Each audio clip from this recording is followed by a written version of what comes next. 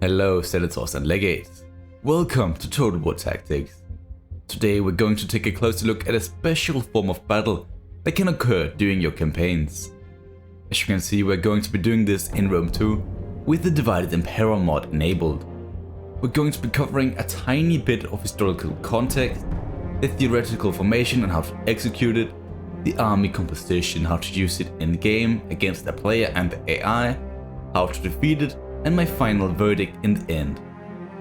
If there are any parts of the video you want to see, there are timestamps in the description for you to use. But with that said, let's get into the tactic. River crossing battles aren't usually that tactical in the real world, but rather here it's all about stopping the enemy from reaching the other side. Yet there are still quite a few notable battles worth mentioning. We could talk about the Battle of Hydaspes between Alexander the Great and the Indians, or at Granicos for that matter. Maybe Hannibal at the Battle of the Rhone against the Volcae, where Hanno snuck past the Gauls and attacked them from behind during the attack. And just to mention a more modern battle, with the Battle of Rapido River during World War II, in which the Allies failed to defeat the German defenders. However, I would rather focus on a more in-game focused event, as historical and Total War river battles barely have any similarities. Plus, at times it might be necessary to make a dangerous crossing. From my own head-to-head against my good friend Mýself, I had my faction leader caught between two full stacks. If I didn't attack the river, which at other times would be stupid, I could risk losing him along with his army. In situations like this, it is good to know what you're doing. And with that said, let's talk about how to deal with such a situation. I saw a funny post once mentioning how the key to winning a river crossing battle is by not crossing at all. And although that might be true against the AI, it is not gonna work against the player in a head-to-head as this one. Instead, we're gonna exploit the few advantages we have to score us that key victory. Usually, in Rome 2 there are just two places to cross a river during a battle, with a bridge or at a random part of the river. The defending player will most likely split up his forces to defend both crossings, which is exactly why we won't do that. Instead, you're gonna need your two most defensive units, most likely a spear unit, with all of your skirmishers on the most narrow crossing point. In this case, that is the bridge. The spears will then defend the bridge, while your skirmishers take out your opponent's skirmishers. After that, they will shuffle over to the second crossing, and here your more offensive units, being swordsmen, shock infantry or cavalry, have already started the fight. If the supporting skirmishers are archers, they can contribute with fire arrows to rout the already weakened army. However, if your opponent shuffles his own units over to support the outnumbered side, after seeing your deployment, use your skirmishers to break a hole in the now weakened side. As long as his units are traveling between crossing points, they are basically useless and will thus end up being wasted.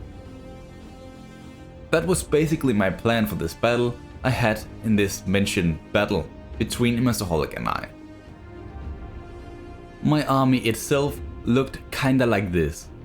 I did have more men, but some of the individual units were already weakened, so it was still fair in some sense of the word.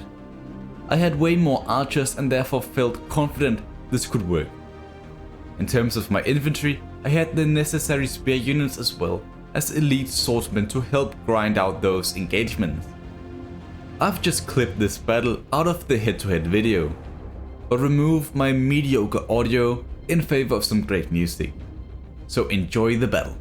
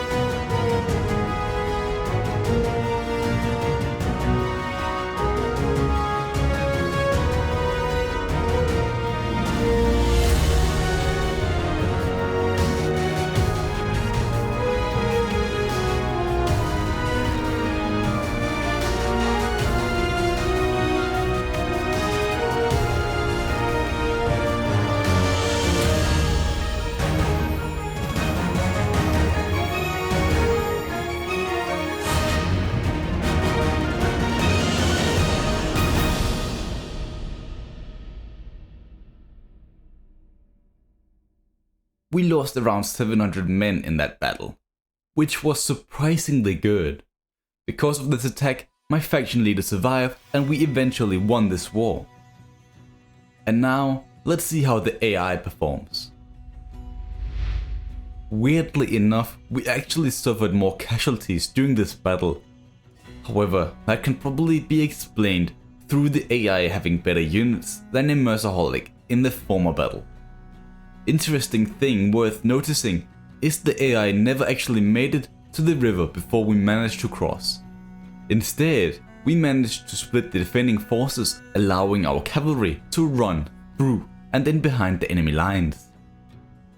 Once the archers shuffled over to the flank, a combined effort from their flaming arrows and rear charges crushed the enemy army. The stats from this battle is a pretty good way to show how we nullified the enemy archers. Clearly, the hoplites were crucial on the bridge.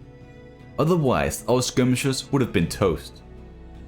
Other than that, it was also vital our cavalry could get through, making this victory a lot easier.